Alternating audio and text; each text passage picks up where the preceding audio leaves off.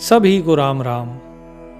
आज हम जानेंगे कि संसार में रहते हुए हम आनंद की प्राप्ति कैसे करें, सुख की प्राप्ति कैसे होती है, उसका अनुभव कैसे होता है, उसकी अनुभूति कैसे होती है। व्यक्ति अक्सर ये सोचता है कि सुबह सुबह उठते हैं और भागदौड़ करते हैं, इसी में आनंद है। नहीं। फिर व्यक्ति सोचता है कि नहीं, इसमें तो आनंद नहीं है, अब धन कमाया जाए। वो धन कमाने के लिए सुबह से लेकर शाम तक दौड़ता रहता है, तनाव में रहता है। सुबह सुबह उठते ही जल्दी काम पर जाने का तनाव, उसके बाद काम पर मालिक की डांट डपट सुनी, उसका तनाव, घर आता है थका हारा, उसका तनाव, और उसके बाद घर में जो भी राशन पानी खत्म हो गया फिर वो लेने भागो, और अंत में अगर कुछ झगड़ा हो गया घर में तो उसका तनाव, पिता ने डांट दिया उसका तनाव, माता ने भोजन नहीं दिया उसका तनाव। सारी उम्र तनाव में निकल जाती है और फिर कहते हैं जी सुख नहीं है जीवन में। जीवन में सुख कहीं गया नहीं है, जीवन का सुख तुम्हारे ही पास है, बस उसे अनुभव करना भूल गए हो। और सत्संग वही सुख को ढूंढ के आपको देता है कि देखो सुख यहां है, इसका अनुभव करो। वो आप ही के आसपास है, आप केवल उससे वंचित इसलिए हो क्योंकि आपको उसका रास्ता नहीं पता, आप उसे भूल गए हो। तो सत्संग ऐसा नहीं है केवल ईश्वर प्राप्ति का माध्यम है, नहीं। सत्संग वास्तव में आपको सुखमय जीवन बनाने के लिए है। आपका जो जीवन है वो आनंदमय कैसे हो, उसी का नाम है सत्संग, यानी कि सत्य का संग। आप सत्य का संग करो तो अपने आप ही झूठ का जो दुख है वो दूर हो जाएगा। तो साहिब कहते हैं कि आपका जो सुख है वो धीरे धीरे आता है। जो व्यक्ति चाहे अध्यात्म में हो, चाहे किसी को शारीरिक सुख चाहिए, मानसिक सुख चाहिए, या आध्यात्मिक लौकिक पारलौकिक कोई भी सुख चाहिए, वो धीरे धीरे ही आता है। आप भोजन करते हो, क्या एकदम से 4 रोटी खा लेते हो? नहीं ना, एक एक टुकड़ा तोड़ते हो और एक एक टुकड़ा करके पहले 1 रोटी खाओगे, फिर 2, फिर 3, फिर 4। धीरे धीरे आपका पेट भरता है। भूख चाहे कितनी भी तेज लगी हो, लेकिन रोटी तो वैसे ही खाई जाती है। यदि एकदम से पूरी रोटी डालोगे क्या होगा? गले में फंस जाएगी। तो इसीलिए जब आपको सुख की अनुभूति होती है तो वो भी धीरे धीरे ही होती है। जिस तरह आप एक खाली घड़े को भरते हो तो धीरे धीरे उसमें पानी डलता है और वो धीरे धीरे भरता है। साहिब यही तो कहते हैं, सहजे सहजे रे मना, सहजे सब कुछ होए, माली सींचे सो घड़ा, ऋतु आए फल होए। कि बेचैन होने से कोई फायदा नहीं है, कोई लाभ नहीं, क्योंकि फल तो तभी मिलेगा जब ऋतु आएगी। जब वृक्ष के फलने का समय होगा तभी तो वो फल देगा, अन्यथा आप कितने भी उसमें मटके पानी डाल लो वो फल नहीं देगा। तो धैर्य रखना सीखो, अपने समय पर फल जरूर मिलता है। और इसी प्रकार जो आनंद है उस आनंद की प्राप्ति भी धीरे धीरे जरूर होती है। कुछ लोग हैं जो सत्संग में इसलिए आते हैं कि हमें परमात्मा की प्राप्ति करनी है। तो सबसे पहले आप शारीरिक सुख को तो समझ लो, पहले शारीरिक सुख की प्राप्ति। जब आप शारीरिक सुख की प्राप्ति कर लेते हो, उसके बाद होती है आपको मानसिक सुख की प्राप्ति।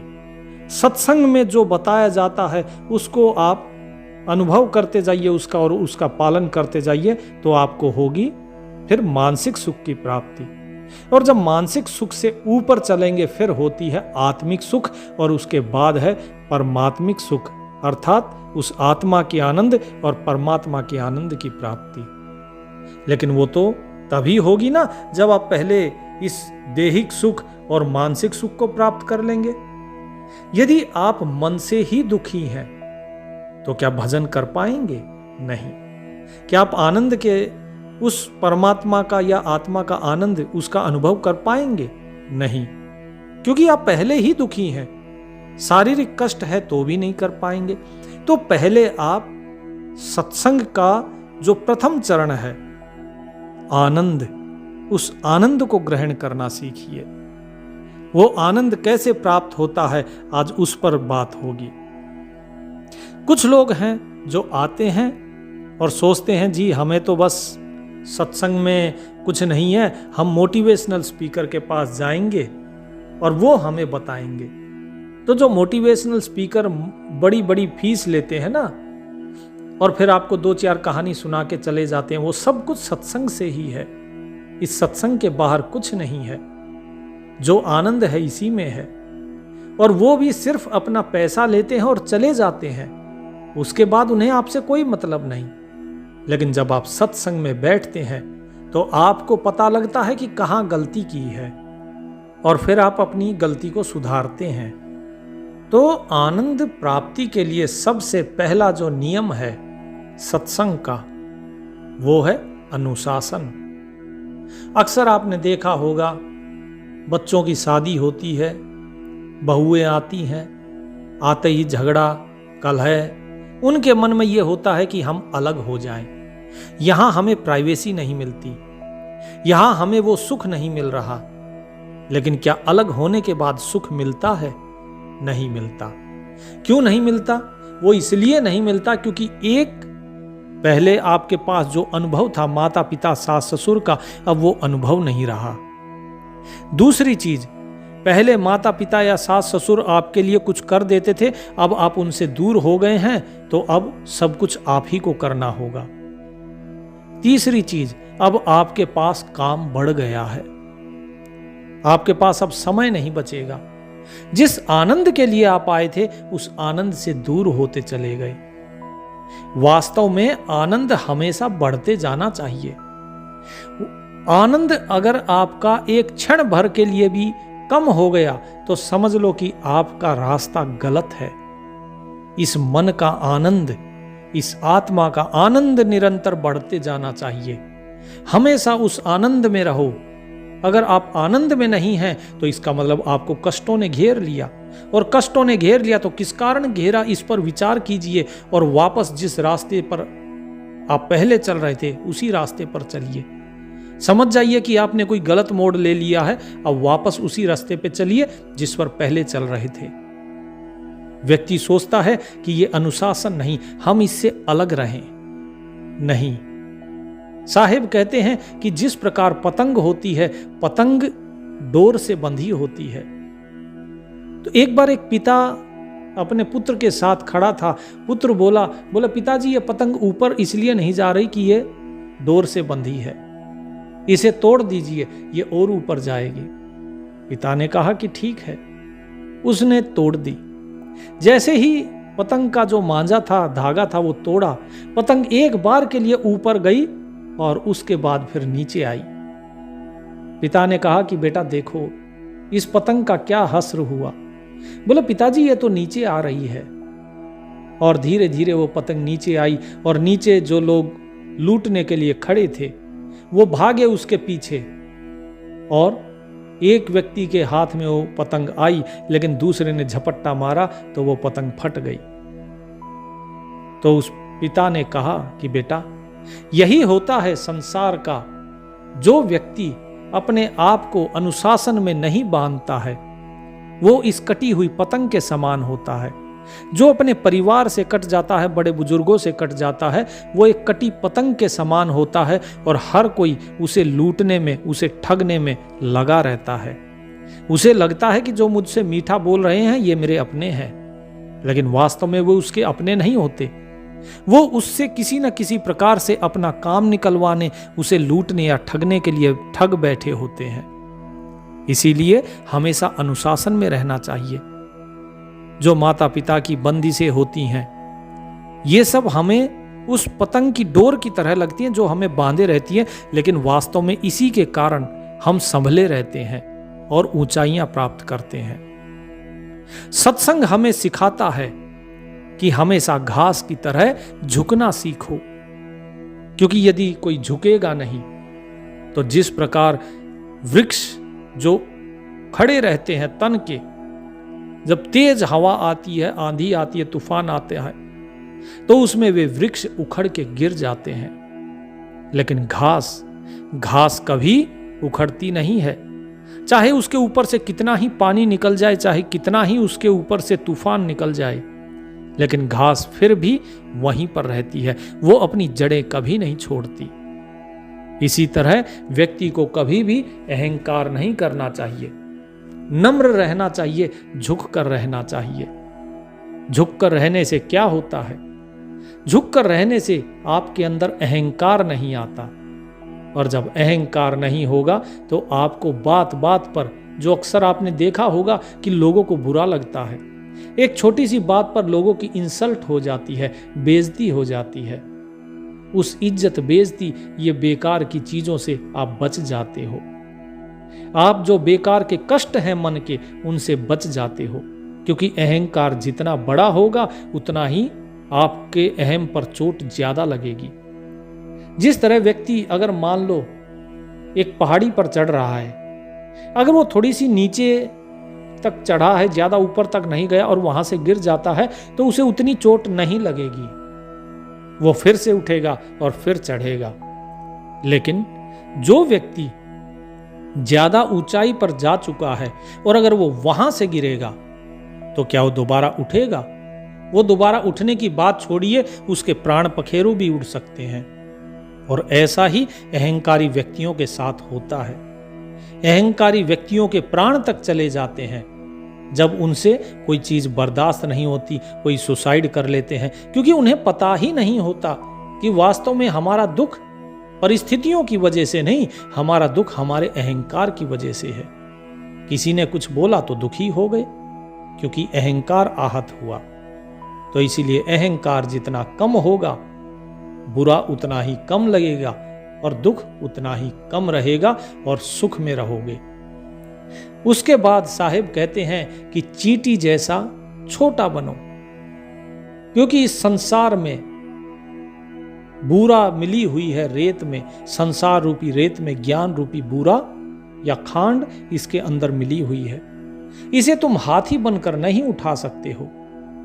हाथी की सूंड अगर उठाएगी रेत आएगा साथ में, उस खांड को नहीं उठा सकता हाथी। लेकिन अगर चींटी होगी तो एक एक दाना करके पूरा जो खांड या बूरा जो भी बिखरी हुई है, एक एक दाने को उठा ले जाएगी। ठीक इसी प्रकार यदि आप छोटा बन के किसी से ज्ञान प्राप्त करना चाहते हो तो आप आसानी से कर सकते हो, क्योंकि आप स्वयं को छोटा दिखाओ कि मुझे कुछ नहीं आता है। आप ज्ञानी हो, मैं अज्ञानी हूं, मुझे बताओ। और जब आप इस प्रकार का व्यवहार करोगे, सामने वाला खुश होगा, प्रसन्न होगा और आपको ज्ञान जो भी होगा बताएगा। अक्सर आपने देखा होगा, बाहर जब आप जाते हो तो क्या होता है, नौकरी पेशे पर या पढ़ने के लिए जब स्कूल में होते हैं तो बच्चे नहीं बताते एक दूसरे के, लेकिन वहीं आप किसी दूसरे को तारीफ करके और ये कहो, बोले भाई मुझे नहीं आता है, आप तो ज्ञानी हो, थोड़ा सा उसको कहते हैं ना चने के झाड़ पर चढ़ाना, वैसे खुद छोटे बन जाओ तो अपने आप ही वो सब बताएगा। फिर वो उस बार नहीं, वो अगली बार बिना पूछे ही आपको बताएगा। काम नहीं आता है तो वो काम सिखाएगा आपको। ये सारी चीजें छोटा बनने पर होती है। लेकिन अगर आप अपने आप को बड़ा दिखाएंगे तो फिर कौन सिखाएगा? कोई नहीं। मैं भी जब अपनी नौकरी पेशे में था तो इस तरह के एक दो लोगों से मिला जो ये कहते थे कि अरे ये मुझे थोड़ा सा याद नहीं आ रहा है, ये काम कैसे होगा। अरे भाई स्पष्ट रूप से कहो कि मुझे नहीं आता है, आप सिखाओ। लेकिन ऐसा कहने में उनका अहंकार आहत हो जाता था, तो लोग उनके मजे लेते थे कि देखो आता जाता कुछ नहीं है और दिखा ऐसे रहे जैसे आता तो बहुत कुछ था, बस अभी थोड़ा सा भूल गया हो। तो ऐसे लोगों को कोई नहीं सिखाता है। तो इसीलिए हमेशा नम्र बनो, छोटे बनो, चींटी की तरह सारा ज्ञान आप अपनी झोली में डाल सकते हो। इसके बाद साहिब कहते हैं कि इस जीवन में जो भी कुछ मिलता है उसको जोड़कर मत रखो।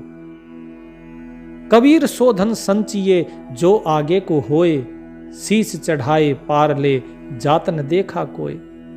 कि संसार से अपनी गठरी बांधकर इस सर पे लेके इस माया को ले जाते हुए किसी ने नहीं देखा। जो है यहीं पर रह जाना है, कितना ही भी जोड़ लो सब यहीं छोड़कर जाओगे।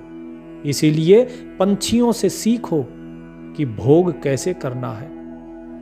पंछी क्या करते हैं? पंछी जाते हैं, दाना चुगते हैं, आते हैं और घोंसले में आराम से सोते हैं। उन्हें कोई तनाव नहीं है। जिस प्रकार मनुष्य को तनाव है ना, कल क्या होगा, यह कल की चिंता बहुत करता है। आज की नहीं, कल की चिंता। पुरानी बातों को सोच के रोएगा और भविष्य की चिंता में अपने वर्तमान को व्यर्थ कर देगा। अगर चिंता करनी ही है तो उस मालिक की करो जो हमेशा सबको देता है।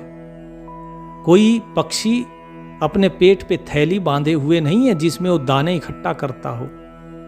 वो रोजाना खाता है और आनंद लेता है। आपको परमात्मा ने जरूरत से ज्यादा दिया है तो अच्छी बात है, आप आराम से उसको बचाओ, कोई दिक्कत नहीं। लेकिन हाय तौबा में मत भागो।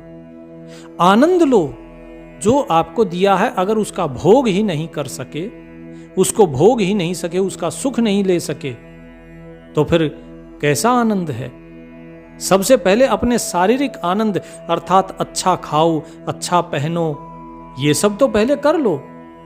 उसके बाद है फिर आपका मानसिक आनंद, कि मन शांत हो, मन के अंदर कोई ईर्ष्या द्वेष ये सब नहीं हो। जैसे मन के अंदर जलन होती है वो सब नहीं हो। अगर वो नहीं है तभी मन की शांति है। तो पहले भोग करना सीखो। साहेब कहते हैं कि जो आ रही है माया उसे भोग लो और जो जा रही है उसे जाने दो। जाती हुई की चिंता मत करो और आती हुई की तृष्णा मत रखो। ये मत देखो अरे इतना आया और आ जाए और आ जाए, नहीं। जो आ रही है उसको लेते जाओ और उसको भोग करते जाओ और आनंद लो, क्योंकि एक दिन तो संसार से जाना ही है और खाली हाथ ही जाना है। सिकंदर ने देखो पूरे संसार को जीत लिया, आधी दुनिया लगभग जीत ली थी। लेकिन जब गुरु अरस्तु उनके जीवन में आए तो उसने कहा कि जब मैं जाऊं तो मेरे दोनों हाथ मेरी जो अर्थी होगी उसके बाहर लटका देना, ताकि संसार देखे कि आधी दुनिया को जीतने वाला सिकंदर खाली हाथ जा रहा है। तो यहां से सबको खाली हाथ जाना है, इसलिए जो मिला उसका भोग करो। सत्य बोलकर रिश्ते बनाओ। आपके जो भी रिश्ते हैं उनमें सच बोलो, झूठ नहीं। हमेशा सच का साथ दो, झूठ का नहीं। अगर आपका सच सुन के कोई आपसे दूर हो जाता है तो बेशक होने दो, इसका मतलब वो आपका था ही नहीं। कभी भी कोई भी रिश्ता झूठ की बुनियाद पर नहीं पनपता। जो झूठ की बुनियाद पर रिश्ते पनपते हैं वो रिश्ता ही झूठा होता है। तो इसीलिए हमेशा सच बोलो और सच पर रहो। जिसे आपके साथ रहना होगा रहेगा और जिसे नहीं रहना होगा वो नहीं रहेगा। लेकिन कभी झूठ के सहारे मत चलो, क्योंकि एक झूठ को छुपाने के लिए आपको 100 झूठ बोलने पड़ेंगे। इसीलिए कभी भी झूठ मत बोलो। साच बराबर तप नहीं, झूठ बराबर पाप। जिसके हृदय साच है उसके हृदय आप। कि सत्य से बढ़ के कोई तपस्या नहीं है और झूठ के समान कोई पाप नहीं है। और जिसके हृदय में स्वयं सत्य हो उसके हृदय में वो परमात्मा ही निवास करता है। और जहां परमात्मा हो वहां तो आनंद ही आनंद होगा। तो केवल सत्य के साथ रहो। साहेब कहते हैं कि हमेशा व्यक्ति को मध्य में रहना चाहिए। मध्य में अर्थात पक्षपात से परे। जिस तरह परमात्मा हमेशा पक्षपात से परे रहता है, जिसने जैसा कर्म किया उसको वैसा कर्म फल दे दिया। ऐसा नहीं है वो कृपालु अवश्य है, लेकिन कर्म का कर्म फल तो जरूर देगा। आपने उस प्रभु की स्तुति करी, उससे विनती करी, प्रार्थना करी मेरे दुखों को हरो, तो आपके दुखों को तो हर लेगा। लेकिन जो पाप आपने किए हैं उस दुख का परिणाम, उसका फल आज नहीं तो कल भोगना तो होगा ही। तो साहिब कहते हैं इसीलिए हमेशा मध्य में रहो। न पाप ना पुण्य, जो मिला आनंद लो, ना किसी का छीनो और ना ही ज्यादा जोड़ कर रखो, ज्यादा लालच करो, ना मोह रखो किसी चीज से। आया है, आनंद लिया, भोगा और छुट्टी, बस इतना ही करना है। बैलेंस बना के रखिए। जिस तरह तराजू होता है, तराजू के अगर दोनों पलड़े समान हो तो ही चीज सही तुलती है, तभी ग्राहक भी संतुष्ट होता है और दुकानदार भी। लेकिन यदि पलड़ा एक तरफ भारी हो गया, अगर बाट की तरफ भारी हो गया, तो ग्राहक नाराज हो जाएगा कि कम तोला, और अगर सामान की तरफ ज्यादा भारी हो गया तो दुकानदार नाराज हो जाएगा, बोले नहीं जी ये तो ज्यादा है, मैं निकालूंगा, और झगड़ा होगा। तो मध्य में रहो। जब मध्य में रहोगे तो आनंद में रहोगे। तो हमेशा बैलेंस बना कर रखो। ऐसा नहीं है आप काम पर गए तो काम पर ही लगे रहे, परिवार की तरफ ध्यान ही नहीं दिया। अगर परिवार में अगर लगे रहे, काम की तरफ ध्यान नहीं दिया, तो मालिक नाराज हो जाएगा। तो इसीलिए हमेशा बैलेंस बना के रखो। दोनों काम अपनी जगह महत्वपूर्ण है। परिवार अपनी जगह है और काम अपनी जगह। काम किसके लिए कर रहे हो? परिवार के लिए। यदि उस काम के लिए परिवार का त्याग करना पड़े तो फिर क्या लाभ है उस काम का? और जितना आप काम करेंगे, ये कलयुग है, यहां पर आपसे उतना ही ज्यादा काम लिया जाएगा। आपको मूर्ख समझा जाएगा, काम करने वाली मशीन समझा जाएगा। और ये मेरा अनुभव है, ऐसा नहीं है कि कोई ये किताबों की बातें हैं, ये अनुभव है। ऐसा ही होता है। काम करने वाले से करवाया जाता है और जो निखट्टू होता है, जो नहीं करता, उसे निकाल दिया जाता है, बोले जाओ भाई तुम। तो काम उतना करो जितनी आपको तनख्वाह मिलती है, जितनी आपकी सैलरी है। अपने काम के साथ हमेशा वफादारी करो, लेकिन उसी में लिप्त मत हो जाओ। तो बैलेंस बनाना सीखो परिवार में और काम में, तो हमेशा मानसिक शांति बनी रहेगी, अन्यथा तनाव में आ जाओगे। सुख दुख ये सब आप अपने ऊपर वाले पे छोड़ दो। आप केवल अपना कर्म करते रहो। हर व्यक्ति के जीवन में सुख भी आते हैं और दुख भी आते हैं। तो आप केवल कर्म करो, क्योंकि ये पल भी बीत जाएगा। जब सुख का समय हो तो आनंद लो उस सुख का, क्योंकि वो समय भी बीत जाना है। अगर सुख का आनंद नहीं लिया तो वो समय भी बीत जाएगा। और अगर दुख जो है, दुख में हरि का सुमिरन कर लो तो वो समय भी बीत जाएगा। बीतना दोनों ही है। लेकिन बहुत से लोग क्या करते हैं कि जो सुख मिला है उस सुख को नहीं भोगते, आगे भविष्य जो है उस भविष्य की चिंता में अपने सुख को दुखमय बना लेते हैं, दुख में परिवर्तित कर लेते हैं। साहेब कहते हैं कि दुख में सुमिरन सब करें, सुख में करे न कोई। जो सुख में सुमिरन करे तो दुख काहे को होए। कि भाई सुख में प्रभु का नाम ले लिया करो। यदि प्रभु का नाम लेते रहोगे सुख में, तो हमेशा कर्म भी अच्छा रहेगा, और जब कर्म अच्छा रहेगा तो कर्म फल भी अच्छा रहेगा, और कर्म फल अच्छा है तो हमेशा सुख ही सुख रहेगा। क्योंकि जैसा बीज बोओगे फल तो वैसा ही मिलेगा। कांटे बोओगे तो कांटे मिलेंगे, और अगर फूल बोओगे तो फूल। ये तो प्रकृति का नियम है। न्यूटन का सिद्धांत है, every action has equal and opposite reaction. हर एक क्रिया की एक प्रतिक्रिया होती है। तो इसीलिए सुख दुख ऊपर वाले के भरोसे छोड़ दो कि ठीक है, तेरे को सुख में रखना है तो सुख में रख, दुख में रखना है दुख में रख। राजी हैं हम उसी में जिसमें तेरी रजा है। यूं भी वाह वाह है और ऊं भी वाह वाह है। आनंद में रहो कि जो मिल रहा है अच्छा है। सब कुछ हो सकता है परमात्मा मेरे लिए कुछ और अच्छा रच रहा हो। और ये सत्य है, जब आपको दुख आता है तो समझ लो कि परमात्मा आपके लिए कुछ और अच्छा कर रहा है। लेकिन यदि आप अपने सुख को ही अपनी बातों से, अपने विचारों से, भविष्य की चिंता से अगर दुखमय बना लोगे तो परमात्मा भी कुछ नहीं कर पाएगा। वो तो यही कहेगा कि भाई कर्म का कर्म फल है, तूने अगर अपने सुख को ही दुख में परिवर्तित कर लिया तो मैं क्या करूं। कर्म तो तेरा था तो कर्म फल भी तेरा ही है।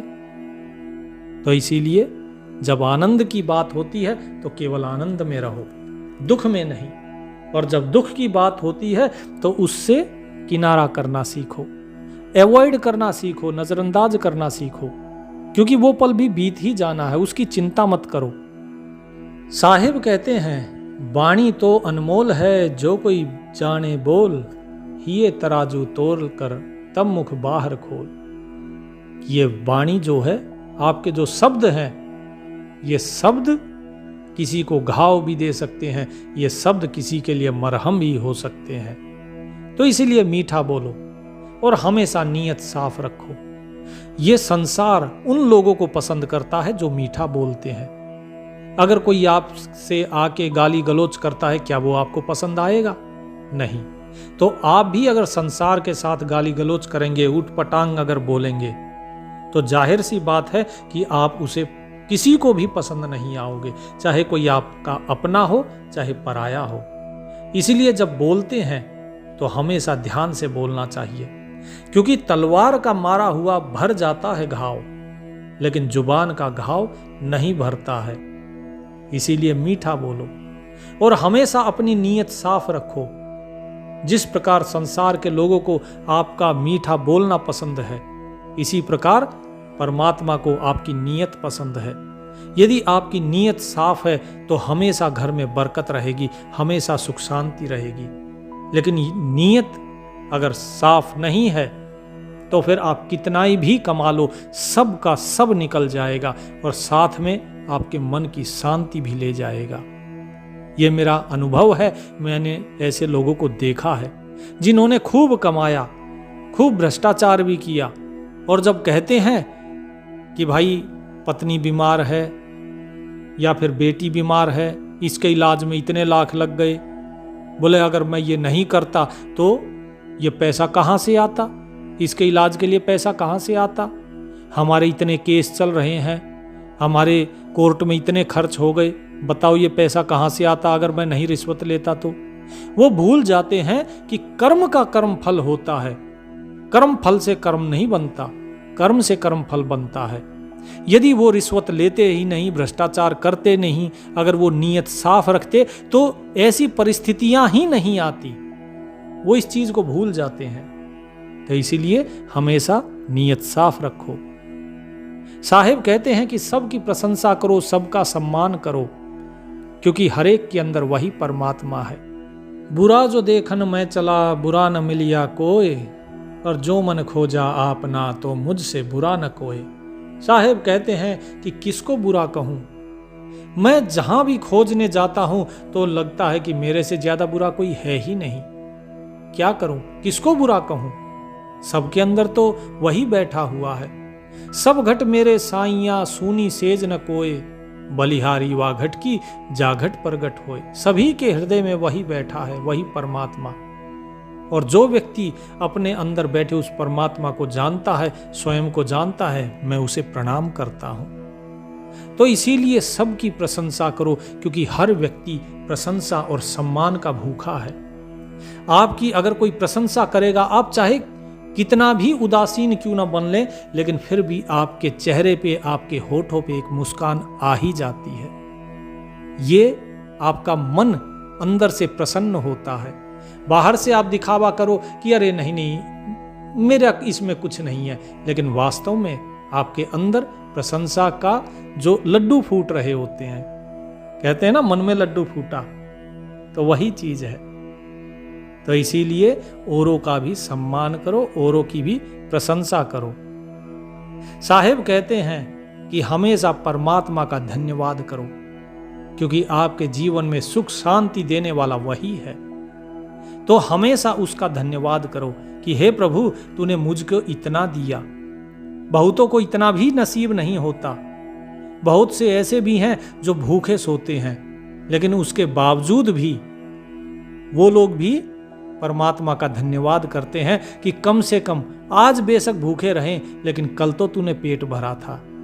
और जो परमात्मा का धन्यवाद करना सीख गया, वो कभी भूखा नहीं सोता, वो कभी दुखी नहीं होता है। दुख होता है हमारी अपने सोच से, अपने विचारों से, अपनी जुबान से। आपने बहुत से ऐसे घर देखे होंगे जहां कोई कमी नहीं है, ना धन की कमी है, ना पुत्र की कमी है, ना किसी सगे संबंधियों की कमी है, यार दोस्तों की कमी नहीं, खूब यार दोस्त हैं, मित्र हैं, सगे संबंधी हैं, लेकिन फिर भी घर में कलह झगड़ा। क्यों? केवल और केवल जुबान के कारण, क्योंकि वो मीठा नहीं बोलते, एक दूसरे को सम्मान नहीं देते और परमात्मा का धन्यवाद नहीं करते। इसीलिए हमेशा नीयत साफ रखो, मीठा बोलो, दूसरे का भी सम्मान वैसे ही करो जैसा आप अपना चाहते हैं, और परमात्मा का धन्यवाद करते रहो। और कभी किसी के अंदर बुराई मत देखना, क्योंकि सब में वही मालिक बैठा है, तो इसीलिए किसी के अंदर बुराई मत देखना। कोई व्यक्ति कितना भी बुरा क्यों ना हो, ये सृष्टि गुण और दोषमयी है। अगर किसी के अंदर गुण है तो उसमें दोष जरूर है। धर्मराज युधिष्ठिर, जिसने अपनी पत्नी को दांव पे लगा दिया, जुआ खेलने की ऐसी लत थी, तो क्या उनमें दोष नहीं था?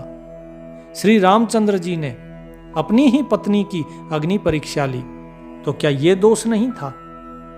जरा बताइए, माता सीता जब ये कहा था कि इस कुटिया के बाहर नहीं जाना, फिर भी वो लक्ष्मण रेखा के बाहर आ गई, बात नहीं मानी, क्या ये दोष नहीं था? तो व्यक्ति के अंदर दोष तो होता ही है, लेकिन हमें उनके गुण देखने चाहिए। अब एक व्यक्ति आके बोला जी कहाँ के धर्मराज युधिष्ठिर जिसने अपनी पत्नी दांव पे लगा दी, ऐसा तो कोई कलयुग में भी नहीं करता।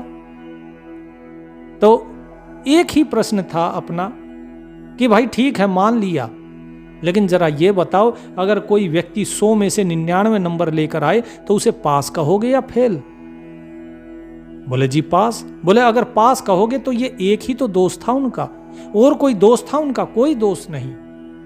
तो इसीलिए ऐसी महान विभूतियों के ऊपर शंका नहीं करनी चाहिए, और वो भी जबकि हम उस स्तर के स्वयं नहीं हैं, हम स्वयं उनसे बहुत ज्यादा अधम और गिरे हुए हैं, तो हम उनके ऊपर लांछन कैसे लगा सकते हैं? तो इसीलिए हमेशा दूसरे के अंदर अच्छाई देखना सीखो।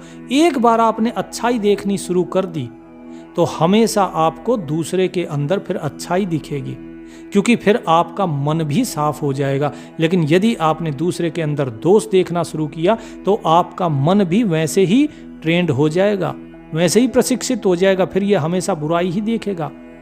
ये अपनों में भी बुराई ढूंढेगा और दूसरों में भी।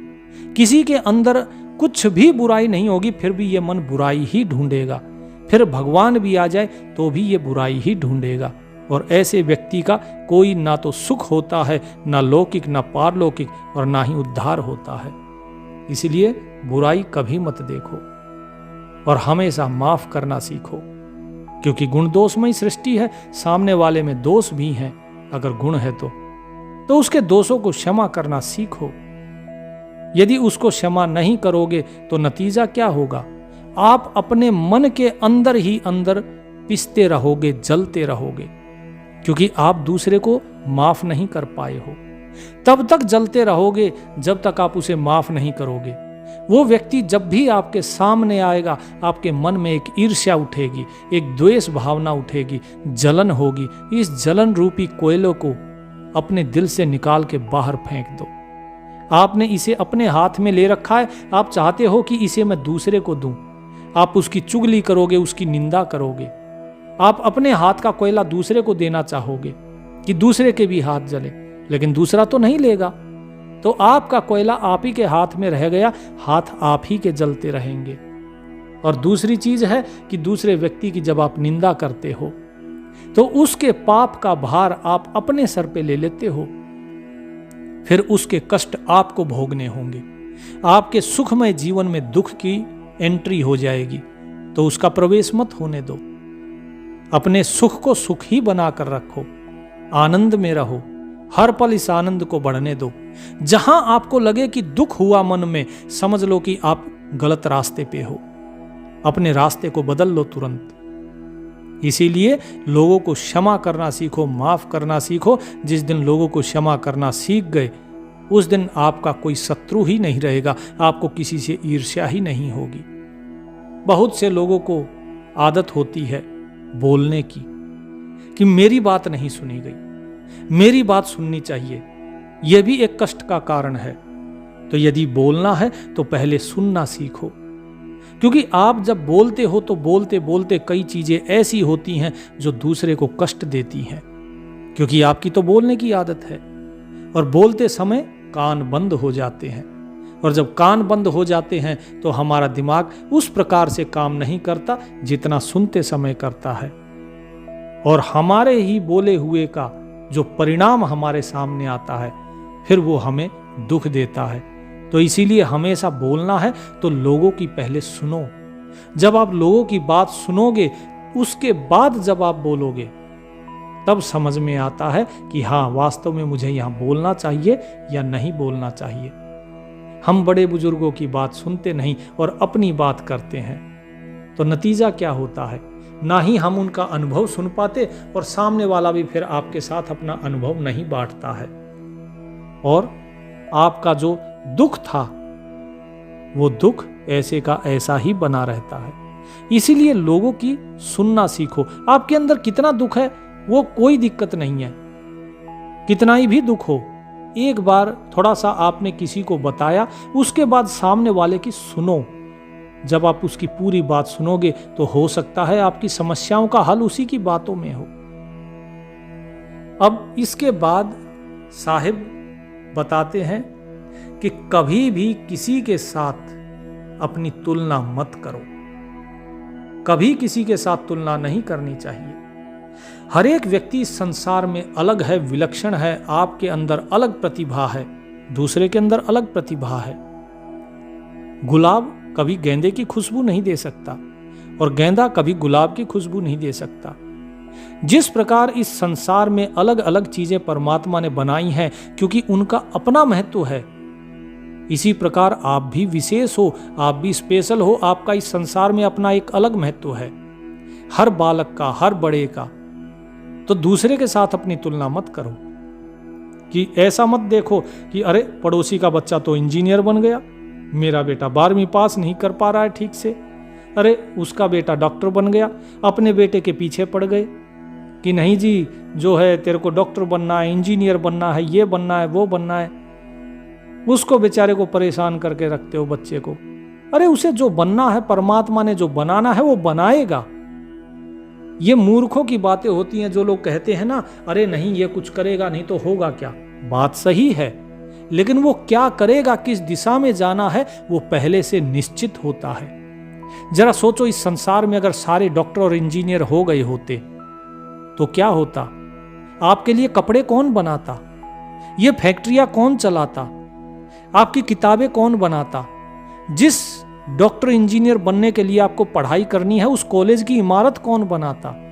वहां पे जो प्रिंसिपल है, जो डीन बैठे हैं, जो पढ़ाने वाले शिक्षक हैं, अगर वो भी डॉक्टर इंजीनियर होते तो पढ़ाता कौन? आप जो जूता पहनते हो उस जूते को गांठता कौन? जो चप्पलें पहनते हो, जो खाना खाते हो, उस किसान की जगह अगर वो भी डॉक्टर होता तो उगाता कौन? तो हर एक का इस सृष्टि में अपना अलग महत्व है, उसे महत्व दीजिए।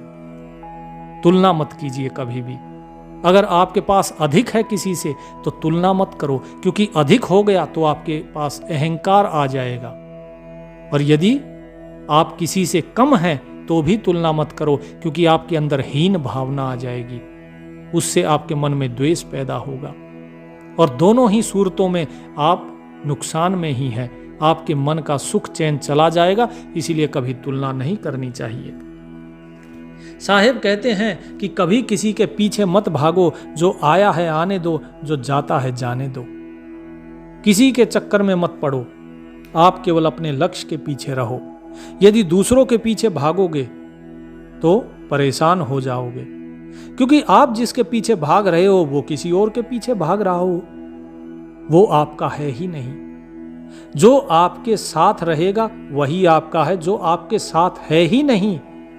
वो तन से आपके पास बैठा है, लेकिन अगर वो मन से आपके पास नहीं है, अर्थात वो आपका नहीं है, उसे जाने दो। जो केवल आपके पास आता है केवल वही आपका है। या तो वो अभाव के कारण आएगा या भाव के कारण। प्रेम भाव होगा तब आएगा, या उसको लगता होगा कि आप ही केवल उसकी मदद कर सकते हैं तब आएगा। इस चीज को हमेशा ध्यान में रखना। अंतिम चीज साहिब जो बताते हैं वो कहते हैं कि व्यक्ति को हमेशा कथनी और करनी दोनों एक रखनी चाहिए। कथनी के सूरे घने, करनी का कोई एक। कि करने वाला तो बहुत कम होता है, कोई एक ही बिरला होता है, और बकबक करने वाले तो हजारों होते हैं। तो पहले खुद करो। आपने कभी देखा होगा ना, बच्चे घर में ऊट पटांग बोलते हैं, गुस्सा करना सीख जाते हैं, कभी कभार गाली भी दे देते हैं। क्यों? उनको नहीं पता उस गाली का मतलब, लेकिन वो कहां से सीखते हैं? जब आप आपस में लड़ेंगे झगड़ेंगे, उसका बहुत गहरा असर बच्चों के ऊपर पड़ता है। आप बच्चे को किस प्रकार से डांटते हैं, उसका असर पड़ता है। आप किस प्रकार अपनी गलती का दोषारोपण दूसरे के ऊपर कर देते हैं, इस प्रकार इस चीज का बच्चे के ऊपर असर पड़ता है। आप देखिएगा कि वो गलती करता है। मैंने एक दो बच्चे देखे हैं जो क्या करते हैं, उनसे कोई गलती हो जाए तो दूसरे के ऊपर दोष कर देते हैं। किसी का दूध गिर गया, बोले ये मम्मी ने ऐसे गिलास रख दिया था इसलिए गिर गया। वो अपने लिए नहीं कहेगा कि हाँ मेरे से गलती हो गई, क्योंकि वो देख ही यही चीज रहा है। जब तक आप स्वयं खुद पर अमल नहीं करोगे, तब तक आप बच्चे को कभी नहीं सिखा पाओगे। हमेशा व्यक्ति ये सोचता है कि मेरा बच्चा सही नहीं है, मेरा बच्चा बात नहीं मानता है, मेरा बच्चा अड़ियल है। वो क्यों है? क्योंकि आपने अपने बच्चे को नहीं समझा। आप हमेशा बड़े का बर्ताव करते रहे, आप हमेशा अपनी बुद्धि के हिसाब से बच्चे को बदलने में लगे रहे, लेकिन बच्चे की बुद्धि क्या आपके जितनी परिपक्व है? नहीं है। बच्चा वो सीखता है जो वो देखता है। बच्चा कार्टून में जो देखेगा वो सीखेगा, बच्चा जो वीडियो में देखेगा वो सीखेगा। आजकल के माँ बाप पकड़ा देते हैं बच्चों को, क्या? मोबाइल। ये एक नया जहर है, और जब मोबाइल पकड़ा दिया तो जो मोबाइल में आएगा वो आपके वश में नहीं है कि आप बच्चे को क्या दिखाएं और क्या नहीं। जो उसमें आएगा वो वही सीखेगा, उसके लिए वही सत्य है, क्योंकि वो देख रहा है, वो उससे प्रश्न नहीं कर पा रहा है। इसी तरह बच्चा आपसे क्वेश्चन नहीं करता है तो वो वही सीखेगा। आप और दोनों मियाँ बीवी अगर झगड़ रहे हैं, वो देखेगा दोनों झगड़ रहे हैं, वो डर के मारे प्रश्न नहीं करेगा, लेकिन उसके दिमाग में वो सारी चीज़ें बैठती जाएंगी, और जब वो चीज़ बैठेंगी तो बड़ा होने के बाद वो वैसा ही बर्ताव करेगा। और जब उसका बर्ताव व्यवहार सही नहीं होगा, तब आपको फिर से दुख होगा कि मेरा बच्चा ऐसा क्यों करता है। उस दुख का कारण ही है आपका बर्ताव। इसीलिए अपने बर्ताव को, अपने व्यवहार को सुधारिए, ताकि भविष्य में आपको ऐसे बर्ताव का सामना ना करना पड़े, क्योंकि कर्म का कर्मफल कहीं नहीं जाता। कर्म का कर्मफल हमेशा आप ही के पास लौट कर आता है। तो इसीलिए इन बातों पर अगर आपने अमल किया तो इस सत्संग से आप सुख के मार्ग पे चल देंगे। इस सत्संग से आप सुख की प्राप्ति कर लेंगे, आनंद की प्राप्ति। पहले शारीरिक आनंद, फिर मन का आनंद, और यही आनंद बढ़ते बढ़ते फिर आत्मा का और फिर परमात्मा का आनंद होगा। तो उम्मीद करता हूं कि आज का सत्संग लाभकारी होगा, क्योंकि सत्संग केवल परमात्मा की प्राप्ति का साधन नहीं है। सत्संग आपके जीवन में सुख का संग करने का भी साधन है। सुख इसी से आएगा, आनंद सत्संग से ही आएगा। तो परमात्मा का नाम लो, सत्संग में रहो, सत्संग में बैठो और जीवन का आनंद लो। सत साहेब।